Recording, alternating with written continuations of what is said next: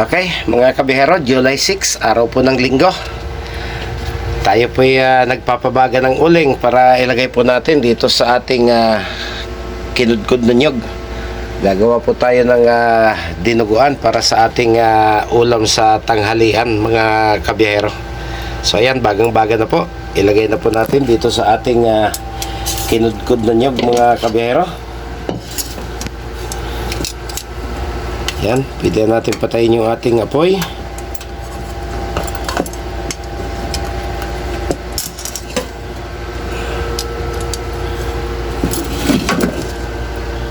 Okay.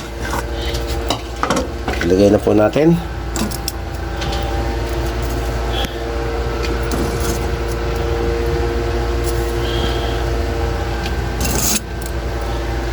Kaya lang, ilalabas po natin ng bahay para hindi gaanong umamoy yung usok dito sa loob ng ating tinitirhan.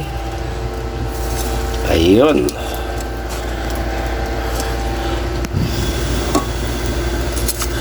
Dinuguang Bicol na may sunog ng nyog. Ayan.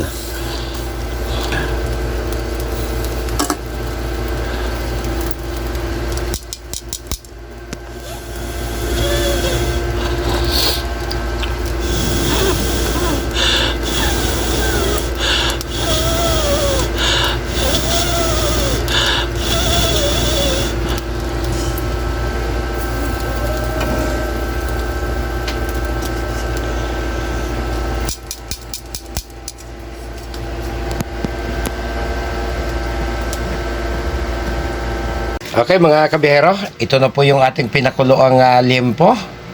3/4 kilo po yan. So ito na po yung ating ricadong gagamitin para makagawa po tayo ng dinuguang Bicol. Ayan, may siling green, may tanglad, may bawang, may sibuyas, may luya, may pamintang crack, may laurel, at syempre mayroon po tayong seasoning. So yung pong ating kinudkod na nyug kanina na nilagyan po natin ng uling ay ito na po yung kanyang resulta. So ayan, ang ating pong gagamitin na pantubig para po ating magata ay lalagyan po natin siya nung bahagi po nung dugo. Instead na tubig ay yung pong dugo na mismo ang atin pong gagamitin. So ayan, humingi po tayo ng dugo sa palengke. So ayan na po yung ating ipagagata. Ayan, so wag po nating uubusin dahil hindi po tayo nakakasiguro kung kukulangin ba o lalabis yung dugo. So kung lumabis, itatapon na lang po natin, mga kabihero. So umpisa na po tayo. Isasangkot sa po muna natin itong ating liempo. Okay, buhayin na po natin ang ating apoy. Ayan. Pwedeng matagal-tagal magluto ngayon, kapapalit lang ng ating tangke. So bago hugas po yung ating kawali, patayuin muna natin. Isasangkot sa po muna natin sa ricado yung ating liempo.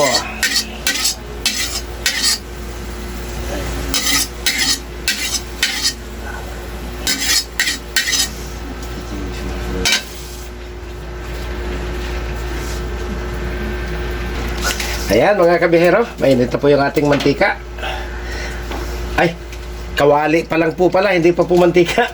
Ilalagay pa lang po natin yung ating mantika. So ayan, lagyan po natin ng kaunting mantika para maipanggisa po natin doon sa ating ricado bago natin ilagay yung ating pork liempo. Ayan, lagyan na po natin yung bawang. Isabay na po natin yung ating sibuyas. Ayun. At hintayin po natin mag golden brown para mabango, mga kabiyahero. So ayun, golden brown na po yung ating garlic. Pwede na po natin ilagay yung ating luya. Ayun. Pagkatapos ng luya, pwede na po natin isabay yung ating crack na paminta.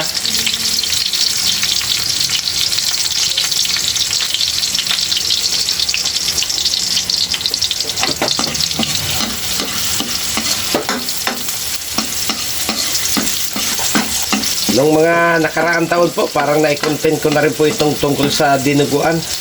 Kaya lang, dahil nag-request po yung ating mga kasamahan na dinuguan yung iulam, so sayang naman po yung pagkakataon na hindi po natin maibahagi sa inyo yung paraan po ng pagluluto.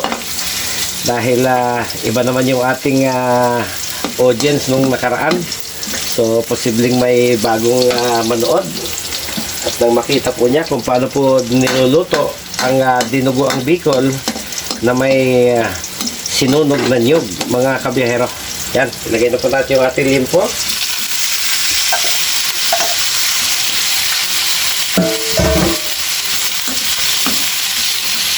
Isangkot sa po muna natin.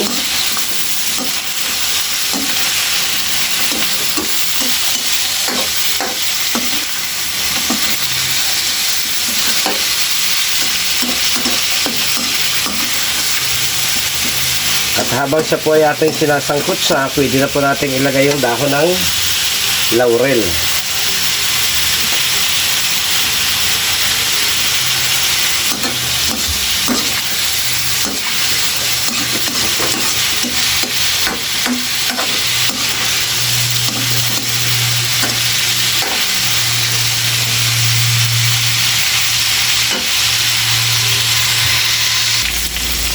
Okay, maganda na po yung kanyang pakasangkot sa.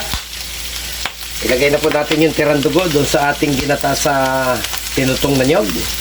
Ito po muna ang ating gamitin, at pag naluto na po siya at medyo naiga na po yung sabaw, ay saka po natin ilalagay yung ating pong ginataang dugo. Ayan, kapag mayroon na po siyang dugo, pwede na po natin ilagay yung ibang rekado, katulad po ng siling green at yung pong ating tanglad, mga kabiyahero, para mabangong mabango.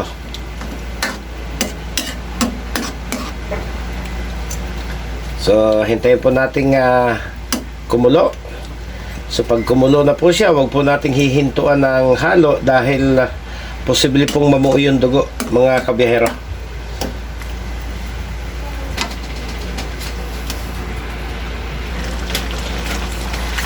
Okay, balik-balik na rin po natin. Mikos-mikos ng kaunti. Yung amoy at kulay, dinuguan na.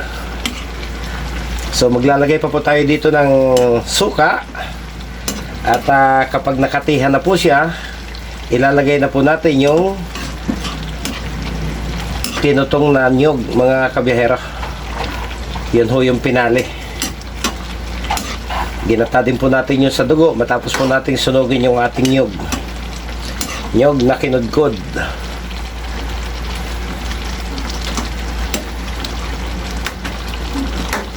Hindi naman na po problema yung karne dahil ito po yung ating pinakuluan kaninang umaga pagkagaling po natin sa palengke.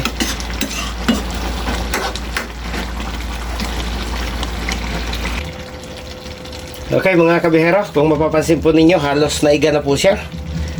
Ilalagay na po natin itong gata na piniga po natin sa kanyang dugo. Yan.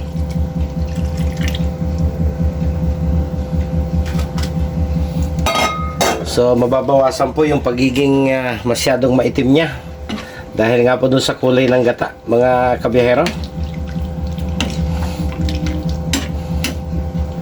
Yan.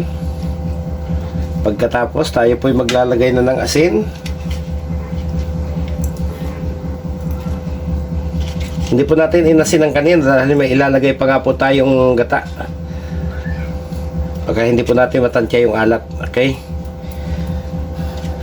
tikman na lang mamaya. Pagkatapos lagyan na po natin ng seasoning.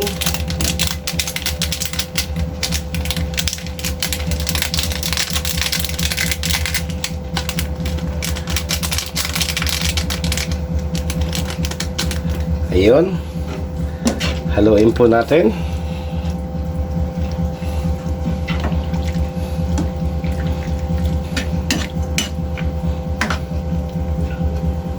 At lagyan na rin po natin ng vinegar. Mas gusto po kasi namin yung medyo maasim yung dinuguan.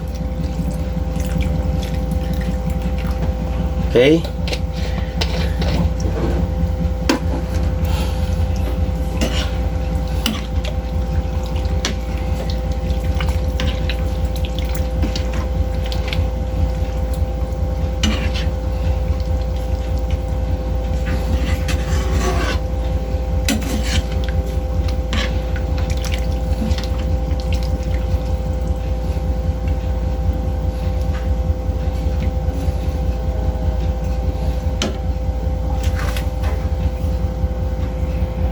Okay, mga kabihero. Okay na po ito. Ito po yung naging dami ng 3/4 kilo na limpo, mga kabihero. So dahil mahigit 300 po yung karne, kung isasama po natin pati yung mga sahog, halos mahigit 400 po yung inabot nito, mga kabihero. So nasa inyo na po yan kung ano po yung klaseng timpla ang gusto nyo. Gusto nyo may sabaw-sabaw, luto na po yan, pwede nyo na pong patayin. Mayroon kasing tao, mas gusto nila mas marami yung sabaw sa dinuguan. Mayroon naman po ang gusto yung tuyot na tuyot. Okay, so hanggang dito na lamang po. Maraming salamat, mga kabihero.